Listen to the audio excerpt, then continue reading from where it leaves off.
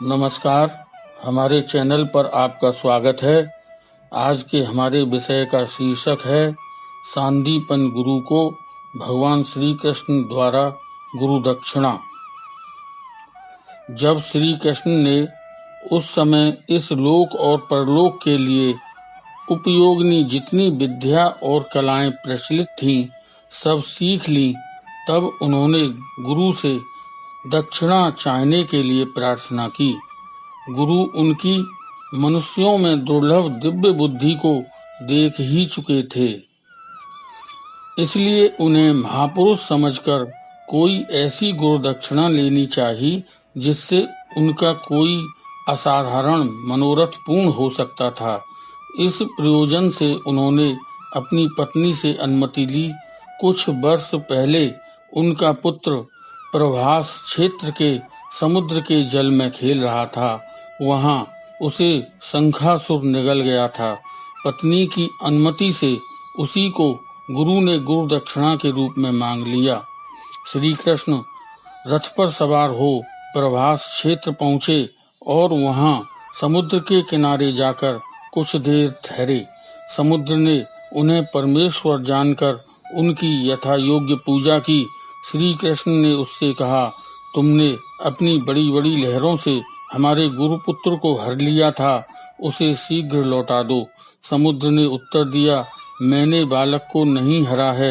मेरे भीतर पंचजन नामक एक बड़ा दैत्य शंख रूप से रहता है। निसंदेह उसी ने आपके गुरुपुत्र को हरण किया है। श्री कृष्ण ने तत्काल जल के भीतर घुसकर उस दैत्य को मार डाला, पर उसके पेट में गुरुपुत्र नहीं मिला। तब उसके शरीर में से पांचजन शंख को लेकर श्री कृष्ण लौट आए। तदंतर श्री कृष्ण यमराज की नगरी संयमनी में गए। वहां भगवान ने उस शंख को बजाया। कहते हैं कि उस ध्वनि को सुनकर नारकीय जीव पाप नष्ट हो जाने से वैकुंठ पहुंच गए। यमराज ने बड़ी भक्ति के साथ श्री कृष्ण की पूजा की और नम्र होकर निवेदन किया, मैं आपकी क्या सेवा करूं? श्री कृष्ण ने कहा, तुम तो नहीं, पर तुम्हारे दूत कर्मवश हमारे गुरुपुत्र को यहाँ ले आए हैं, उसे मेरी आज्ञा से दे दो। तथास्तु कहकर यम उस बालक को ले आए।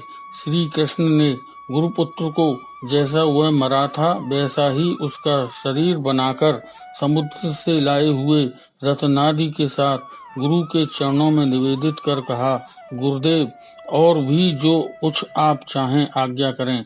गुरु ने उत्तर दिया, वत्स, तुमने गुरु दक्षिणा भली प्रकार संपन्न कर दी।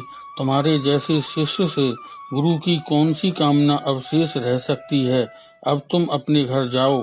तुम्हारी कीर्ति श्रोताओं को पवित्र करे और तुम्हारे पढ़े हुए वेद नित्य उपस्थित और सारवान रहकर इस लोक और परलोक में तुम्हारे अभीष्ट फल को देने में समर्थ हों। यदि आपको हमारा यह वीडियो पसंद आया हो तो इसे लाइक व सब्सक्राइब अवश्य करें। धन्यवाद।